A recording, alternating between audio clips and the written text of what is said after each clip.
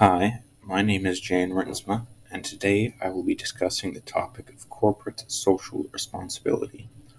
I will first be discussing the definition of corporate social responsibility, and then I will be moving on to what it does and what it means, why it is important, why companies do it, and by extension, why they should do it, and who it helps and how it helps them. So, what exactly is corporate social responsibility? Corporate social responsibility, or CSR as it will be referred to henceforth, is a practice or a philosophy, if you will, where a company should strive towards treating employees fairly, compensating them properly, producing a quality product, and charging a fair price for it, and also towards the advancement of various environmental and social concerns and or causes such as climate change, pollution, sustainability, equity and inclusion, and more.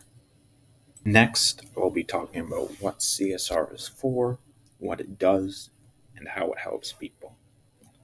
Ideal CSR would involve corporations or organizations engaging in various pro society and pro environment initiatives or endeavors, and importantly, sharing information about these activities with the public, detailing why these activities are being done, what they are, who they benefit, and how they benefit people. This is especially important for those who have a stake in the company but who might not be able to make themselves heard that easily, i.e., those who don't have a voice or who are generally not considered, such as poor people, certain groups, such as racial or religious groups, which may have marginalized by the company. Ideally, this will not be done intentionally, of course, or overseas workers who work for a company far from its base of operations or its home country, if you prefer. Another example of this would be the environment, something which many people may not even consider to be a stakeholder at all.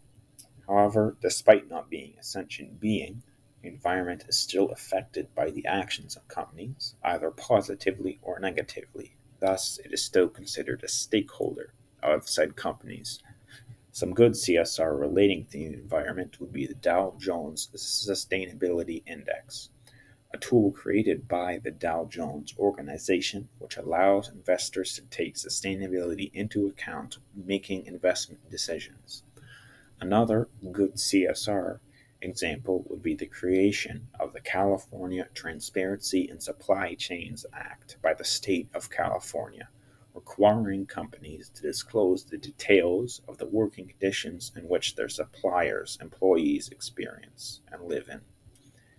This disclosure would ideally prompt calls for change, action, and more social responsibility from the general populace to the company in question if the supplier in question turns out to be a poor employer. This idea of calling out irresponsible companies is important. If companies are engaging in illicit, immoral, or otherwise inappropriate actions, they will, of course, not work towards changing their ways and improving their level of CSR if nobody calls them out and demands that they do better. Also, if this information is not disclosed at all, people will be unable to call out companies if they do inappropriate things because the people will not be informed of the company's actions. Good or good intentioned CSR would also be beneficial for the company or corporation or organization which engages in it. In the past, as well as in current times, and most likely in the future, unfortunately, many companies have garnered or will garner a reputation for harming the environment. The concept of CSR, when properly implemented, would be a way for companies to show the world they are different from those other, perhaps more irresponsible organizations, and that they truly care about doing good in their local communities, in their country, and in the world. In conclusion, CSR, or corporate social responsibility, is a company taking positive action to contribute to the well being of the world and those in it, specifically by taking action to alleviate social or environmental issues.